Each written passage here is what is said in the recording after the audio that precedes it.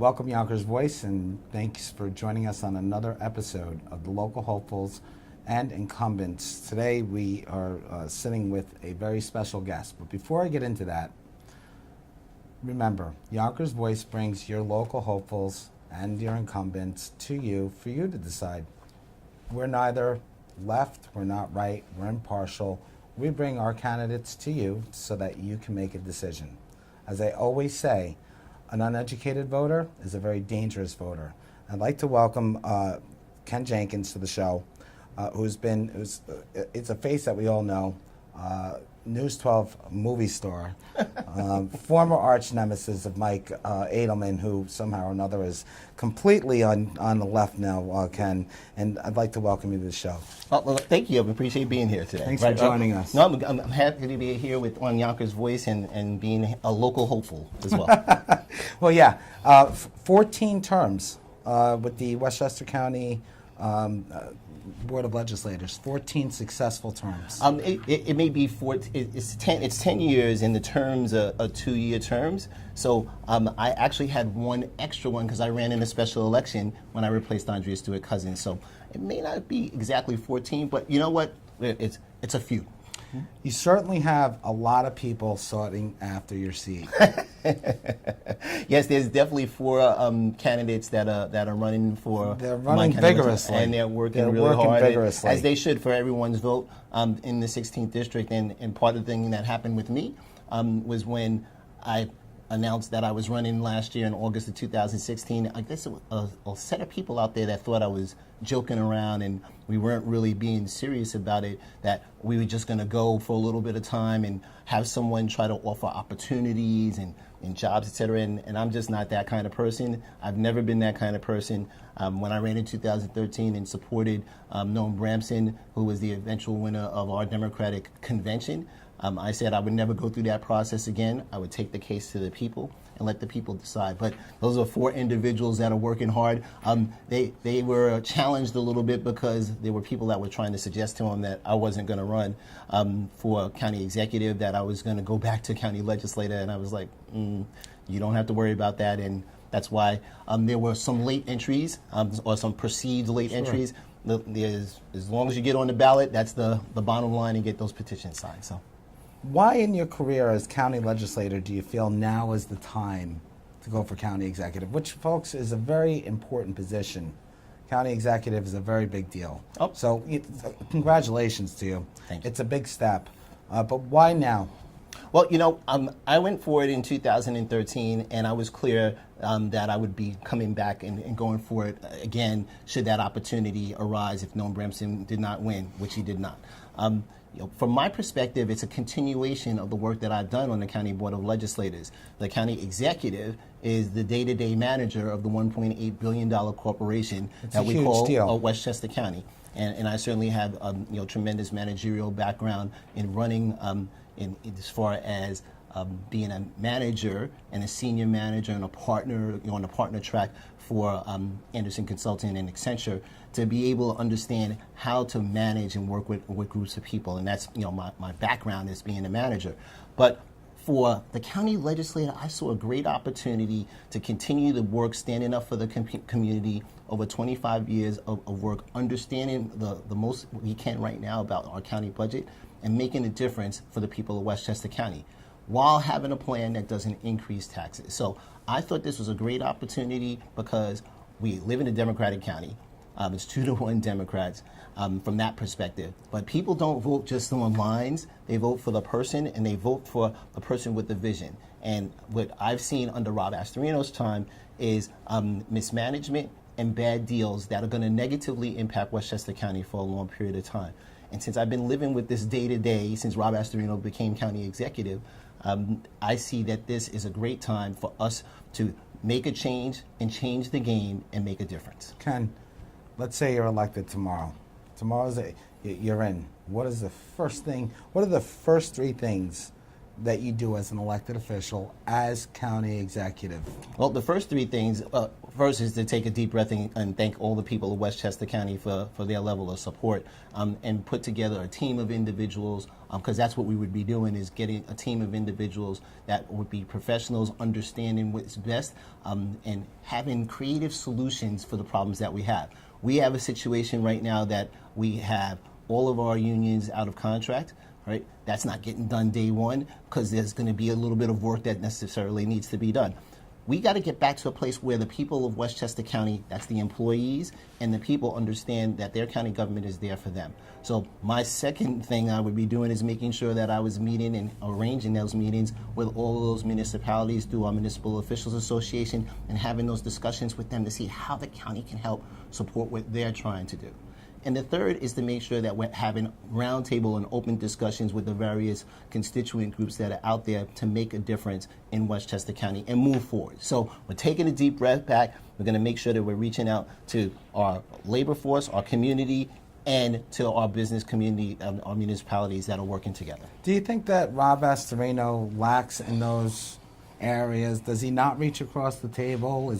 Has it been difficult working with that administration? Well, what happens is, because Rob Pasterino has a specific focus, and that focus starts with, a zero tax levy, right? Then you're looking at saying, well, government isn't the thing to help support people and other municipalities and businesses. Well, government's an important cog in that, and once we understand that government's an important cog in that, now we're going from a different perspective. So Rob Pasterino has certainly reached out to people, but he's done it in a different way, and I think that we have an opportunity to make a difference in how we have those conversations with people, and not the county government is evil or government's evil at all, right? Government's not the answer to everything, nor is anyone suggesting that it is. But it's more important that we work with those municipalities and see how we can help support them, because it's not a cookie cutter approach. It's different in every different community. So we can have an opportunity, the county government can help out, bring in resources through state and federal contracts that we have, and work with the local municipalities to help them save money, make sure that their school systems can be as strong as they can be with the supportive services that the county provides for the school districts, because we don't give dollars to school districts, but we do so many other things, making sure the transportation works, et cetera. Which leads me to my next question. What are your thoughts on the disbursements of funds as it pertains to affordable housing? Do you feel that affordable housing is a success in Westchester County, which has been a very big topic? Well, the thing with affordable housing Did is... you just cringe? No, I didn't cringe. One of the things that from my 25 years of experience, I have a lot of experience in working with municipalities, working with individual community groups, as far as implementing fair and affordable housing. And I think that has been a problem that happened under Rob Pasterino, that he's been playing to lesser angels and trying to instill fear in people, as opposed to discussing the need for fair and affordable housing for the children that are now becoming adults, so that's their first opportunity, so they can stay and live in Westchester County.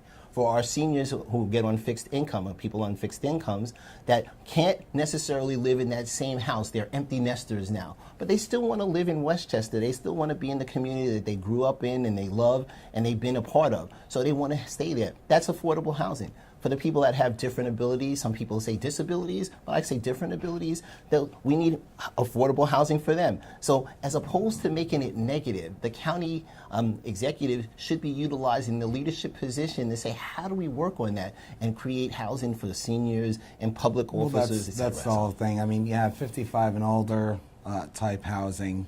Is that kind of labeled in the same affordable housing bracket, or... So it's the same thing, so it's essentially? So we put labels on it instead of just calling it affordable housing. Mm-hmm. So we'll call it senior housing, right? Sure. Right? But it's affordable housing, like you said, 55 and up. Or Right. we'll say workforce housing, right? I'm not quite sure exactly what that means, but again, that's affordable housing for people in certain levels of income. Well, all of those things get back down to the place where if you have a leadership that says affordable housing is something that everyone needs, and it's different phases in your life and it's different kinds of opportunity, That's what a leader does. You don't say, hey, yeah, the federal government's coming in and they're going to put a project in the middle of your quaint hamlet. That's not going to happen, and that's not true. But everyone in every community needs affordable housing, and it just depends on where you are in life. You know, when you're starting out, you need that first apartment, right? And when you're getting to be a senior, and we hope, for all of us hope that we're going to get there, is that we're going to have a retirement and we're going to be able to live in the communities that we want to live in, and we won't be making choices between paying taxes, putting the heat on in the house, or eating, which is some. That's a very big epidemic, and we've been hearing about a lot about that in the city of Yonkers, as a matter of fact. Moving forward. The privatization of Westchester County Airport. What's best for the county? What are your plans if the deal is being discussed and now falls apart? Well, my position first is that we shouldn't be talking about any deals right now. So there's an RFP right now that was issued with the Board of Legislators in January. The county executive is taking that process over, which is part of the problem, right? That it's two co-equal branches of government, and they should be in partnership with each other. The county board sets the policy, and the county executive carries that out, and there's a wide range of things. But the airport itself, the RFP process should be halted until we have an approved master plan. The airport master plan is 3 years overdue, and the Board of Legislators has to adopt that. So why would we be doing an RFP, getting companies to come in and spend money, and then turn around and say, okay, we think this is the best proposal for Westchester County, and then say, oh wait, we have an airport master plan that doesn't match that, right? So we'll get through this scenario where somebody's going to come in with bags of money in a county situation that says we need money, and say, well, we don't want to wait for the airport master plan to be adopted. We're going to go with this plan. We should be halting that. There should be no RFP until the airport master plan is approved by the Board of Legislators. Great answer. Another pressing issue, specifically with the county legislator just vetoed a bill, the sanctuary bill. And I just want to know, are you happy with the way that it was executed and presented? And if any changes, what would you make to it? Well, one is that it's not a sanctuary bill. What are the effects of this bill? Well, it's written that this was a sanctuary bill. Actually, it's in the language of the bill itself, in the language of the bill that says it's not a sanctuary bill. So it was very clear because there was some confusion about that. Besides the fact that no one actually has a definition on what a sanctuary city is or community is, because there's no such animal in any federal lexicon or anything like that. So stepping aside for that, the Immigration Protection Act clearly stated what was in the policy right now. So Commissioner Longworth, who was the head of public safety, said, we do all these things right now under an executive order Andy Spano signed many, many years ago that said, hey, we're not going to ask your immigration status if we're interacting with you and the police. Well, this policy that was going to be enacted in law just says that in a law. It says we don't ask your immigration status when we're talking to you, when you're in social services, etc. We do what we have to do based on federal and state law. So if the state law requires us to provide X information, then we're going to provide that information. If the state and federal law requires us to do certain things, we're going to move that forward. But what Rob Pasterino did was try to suggest that this was a sanctuary county bill. It's not. He suggested that we were going to lose federal funding. Jim Mazzano, Republican vice chairman of the Board of Legislators, said we won't. So all of the things that he stood in front of us with were just not factually correct. And that's why we have the opportunity to override that veto, and we're probably going to work very hard to do that. We're definitely going to have an override vote, and if we're working with our Republican colleagues, because all the Democrats did support it, right? So now we need one more Republican to get on board and support it. Have you found that to be an easy task to reach across the table and negotiate with your political opposition where you're at now? So one of the things that is always interesting when people talk about that, in most communities, and Westchester is no different, most of the votes we take on the Board of Legislators are unanimous. So the things that are really controversial probably didn't even get to see the light of day, right? They didn't get through the committee process. So when we get to the board floor, that there's very little times that things are not unanimous votes. In this particular case, working with across the aisle with Jim Mazzano, right, the Republican vice chair, who we've done several pieces of legislation with over the years, it's not hard to do at all. In Yonkers, we have 2 Democrats and 2 Republicans on the County Board of Legislators. So we have 4 legislators. And it's been split 2 and 2 for, from all the time I've been in. I've got to think back as long. I don't think there's ever been a time that it has not been since we had the 17th Legislative District be in Southwest Yonkers. Right, when Kate Karski was there, that might not have been the case because the district was cut out. Right. But there's 4 legislators. We work well together. We want to be able to reach across the aisle. So out of the 4 legislators, 2 of us supported the Immigration Protection Act, and 2 did not. And I really think that David Tubiolo in the county legislative district that goes through Mount Vernon and Yonkers really needs to look at this bill strongly, because he has a big immigrant community that happens to be Irish. Because when people think about immigration, they think about Hispanic folks. That's what they think first. And we have many, many, many immigrants, as we all know, since most of us are immigrants, unless we were born here unwillingly or we're Native Americans, right? Sure. So we're all immigrants here in the United States. And the fact is, in Legislator Tubiolo's district, he has a huge Irish community, and a lot of them are undocumented. Not everyone, but some of them are a good substantial number are undocumented, and he needs to be re-looking at this and really going through the legislation to make sure that there aren't any concerns that he has, other than someone calling it a sanctuary county bill. So which it's something for him to think about, maybe absolutely reconsider.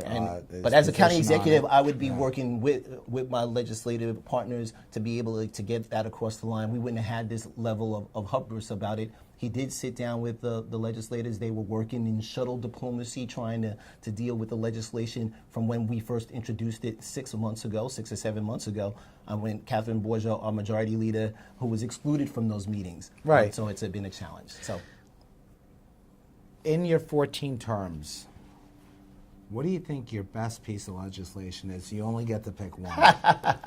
You only get one. Well, so one of the things for me is that I've been finding out along the way that experience matters, and that's part of the conversation we're having in our Democratic primary. But when people are going to get an opportunity to choose, and we say, look at the record, and I have so many different pieces of legislation, and whether it's in the environment or human rights, et cetera. But if I had to pick one to start with, to say, well, what piece of legislation would you start with that was really good legislation? Well, I'd start with something like our affordable housing ordinance thing that we had to do, right? So we had to do an affordable housing ordinance, which was a model ordinance that said, here's how we do fair and affordable housing in Westchester County. And it was a model that communities could take and adjust. I've done things on the Human Rights Commission and adjusted the law to allow transgender folks to be a protected class, as well as people to go to a different municipality. You can go to their local municipality. Here in Yonkers, we have a Human Rights Commission. Sure. People can come here, or if they don't trust Yonkers, they could go to Westchester County's Human Rights Commission. So, right, and that it's not because they don't believe in the local Human Rights Commission. A lot of times when something happens in a community, people might be afraid to go to that local community to get redress. They may think that there's inside baseball going on. And human rights is all about how you feel, right? And sometimes it's great, and that's why the law was great in itself, was to speed up that process. Because if it takes too long, justice delayed is justice denied for everyone, right? Someone that's being accused and falsely accused, or someone that is making an accusation that has a supportable, sustainable accusation, right? You want to get that resolved, and you want to make the adjustments that are needed so that those problems don't reoccur. Because a lot of times it's just education as opposed to someone waking up maliciously and doing something. So human rights legislation, I created the term limits law, right? Everyone says, oh yeah, it's like, so I did term limits for Westchester County. It was my law. Rob Pasterino forgot to sign it, and it became law without his signature. So we have so many pieces of legislation Universal design is a great one. You talking about affordable housing. Universal design. If you have an apartment, I think the distinction part was a lot of, there's a misconception in the community, and I think you're right. I think that when we discuss affordable housing, it's only one thought. So people want to know about the senior housing, about the workforce housing, about not just, it's all stereotyped into one type of housing market. Excellent points. Going back to the immigration bill, and then I'm only asking because we have somebody texting. What would be the benefits of the bill? So the benefit of the bill first is that there's a policy that's in place that there's not sketchiness or slipperiness as far as what can happen or not happen. In our current environment, what we are learning is if there's information that you're collecting and you don't need to collect it, then you don't want to collect it. Because if you collect a piece of information and you have it, it's now public record and someone could get to that information even if it's by accident. No one should be afraid to interact with their law enforcement. So if you're undocumented and someone is doing something criminal to you, you shouldn't have to worry about going to the police and someone asking, what is your immigration status? Those are the kind of things that happen. So in our county law, it was about staying within the parameters of what was required to do and not capturing, gathering, or doing anybody else's work. So the benefit of that is that we would not have, for example, that happens in our correctional facility right now, law enforcement officials showing up and not letting people know it's law enforcement, and a person that's detained in our system, in our correctional facility, which is for misdemeanors, mostly because it's less than a year, right, are getting brought in front of ICE. Well, not ICE, law enforcement in general. I mean, the question that Legislator Corcoran asked when we were talking about this is, well, what's different for this than any other person that's being detained, in corrections for us? And the answer we found out is that we have a lot of problems in how the prisoners are getting treated as far as visitors and their rights, et cetera. So the things that happen, the benefits of this bill is, one, that there would be awareness that law enforcement body was looking to talk to someone and to make sure that that person's rights were protected, because you still have your rights to have an attorney present should you choose one, and we have advocacy organizations that help people get through that. And that was part of the benefit of this. The second benefit was to make sure that we're not using county resources to do the federal government's job. President Trump recently said he wanted to deputize and extend protections, extend the immigrations officers, the ICE officers, to make local officers an extension of ICE, right? So those things are all that would clearly require a lot of training, wouldn't it? I mean, it's not something. Well, I don't know what the protocols and process to that would be, but how much? I mean, that I imagine would cost millions just in training. So if there was going to be training, Rob, that would be the issue. And certainly for the Yonkers Voice viewers that understand that, hey, wait, a lot of times policies get put in place and dollars don't get put behind it. And that got back to the next point, which is we're not using any of our county dollars to do the federal government's job. They have a lot of money and they can do their own job, right? And that's really what the delineation was about. So the challenge was that some of the people, like Commissioner Longworth, given his example, said, well, we're already doing these things. Well, you're doing that because of whose policy, right? Well, your own internal policy? Well, that's what the Board of Legislators does, right? Our job is to set those policies up for Westchester County. If they don't exist, you make up your own. So we were eliminating that. That's the benefit. So that there's clarity no matter whether you're in Department of Corrections or you're in Department of Social Services. And people only looked at the corrections part. If you had a federal court order against you and a judicial warrant against you, had nothing to do with that. Zero. So anybody that was trying to suggest that, Rob Pasterino was trying to suggest that this would be a community people would come here and flock here. I'm like, no more than they flock here now, because these are just there was talk of the MS-13 coming in, making our county a stomping ground. And Rob, and that's really one of the things that we have to stop in in the discourse of debate just in general about things. When we put out false information in trying to incite a certain feeling, it's just even having the law enforcement standing around Rob Pasterino saying, yes, I'm vetoing this bill because law enforcement doesn't want it, right? I really wanted to sign it, but these guys didn't. That's ridiculous. We have to be more honest, and we need to be more careful in how we work through things. MS-13, do we have gangs in Westchester right now? Absolutely, right? Do we have gangs that the police are tracking in Westchester County?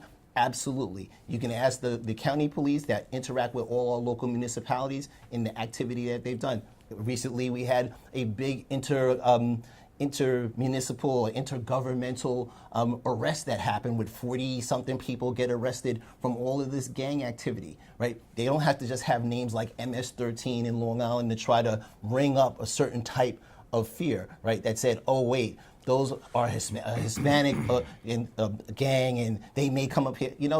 That's what we need to stop, right? If we really go through this and this bill, it was clarifying what was already existed in separate policies, making it for a policy for Westchester County, making sure we had consistency across the board. And no law is perfect. I'm pretty sure that there probably could be modifications in it, but you always start somewhere. Ken, yesterday, the Yonkers Voice covered a story, and it seems to be becoming an epidemic. On Waverly and Park Hill, if you watched our news clip, the statue of the Christopher Columbus head was decapitated, was destroyed. It was brought up a hill behind School 18.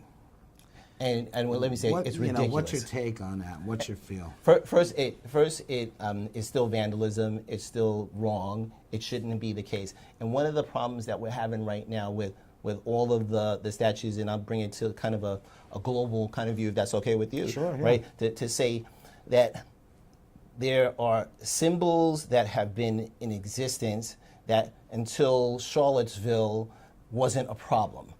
Well, today, those things shouldn't be more of a problem 2 weeks after Charlottesville than they were 2 weeks before Charlottesville, right? Now, in the case of statues and those things that are existing, to just say we're going to try to erase those that have been there. I told some folks that were asking me about this before, it's like wall furniture, right? That statue's been there, people have driven by it, walked by it, hundreds of thousands of times, and they had no issue. And now, because of this, that's not the answer, right? Eliminating our history isn't the answer. Changing or attempting to change history is not the answer, right? There's certainly been debate about Christopher Columbus and the things that happened to Native Americans and disease that was brought over because of that. And certainly we should continue to have those discussions, but trying to erase history and go backwards is not the answer, right? And it's certainly not answering any question.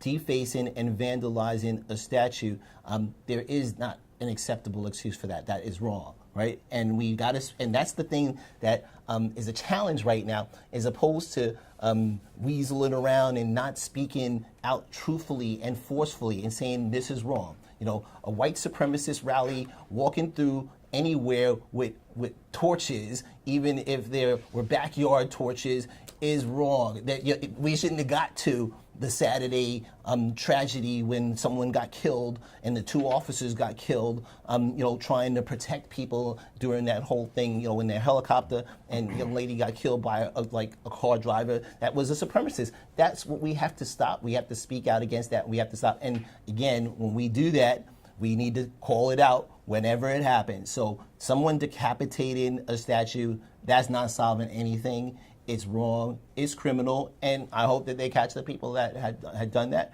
because they should be prosecuted to that extent of the law. Again, it's not about the statues, it's not about the things that they represent, and we can have conversations about that. The stars and bars in different municipalities came down after Dylan Roos shooting, right, in South Carolina. Sure. They took it down. And again, in Georgia, they took it down because it meant something to people and it was inciting certain things. We need our leaders to speak out against that kind of thing. And Rob Pasterino had 0 words to say about Charlottesville, right? And I'm gonna wait and hear what gets said about this. But again, I spoke out about Charlottesville, and I would speak out against this as well. To say that's not the answer, that's wrong. As a person that was a president of the Yonkers NACP, fighting and standing up against racism, fighting and standing up, protecting people's human rights, I would tell you that we need more people, not less, to be standing up and telling people what's wrong is wrong and calling it out straight up, not blaming sides, not saying issues on problems on sides. When somebody does something wrong, stand up, say that's wrong, and we should not accomplish that. And I'm confident our city here will pull together and say that together. And normally I'm going to wrap this up in a second, but I have one last question. Sure. And then in our show, we ask you to address the audience, and I'm going to give you that in a second. Would you or do you want to debate Rob Pasterino? We're looking forward to that. So after we get through our primary, and we're expecting to be successful in that with everyone's support on September 13th, we are absolutely looking forward to that. Rob Pasterino is a really good communicator, right? He's really good at what he does. But when we start trying to get down into depth, into details, we'll have a good joke or something like that, but it doesn't have that level of depth. And that's one of the things for me that I think is valuable, and I think that's why I'm the best candidate to go up against Rob Pasterino, because I've been there for all of his bad deals, all of the mismanaged finances, and I think that that's going to be a good case. That's an excellent closing statement. Now, folks, as usual, I'm going to ask Ken to take a couple of minutes. He's going to reach out to you. He's going to tell you who he is and why he should earn your vote. Ken, the floor is yours. The camera's on you. Rob. Take advantage. Well, I really appreciate the opportunity with Yonkers Voice and having the opportunity to speak directly to people today. The fact that my name's Ken Jenkins. My dad was a cop. My mom was a nurse. I'm a devoted husband and a proud father.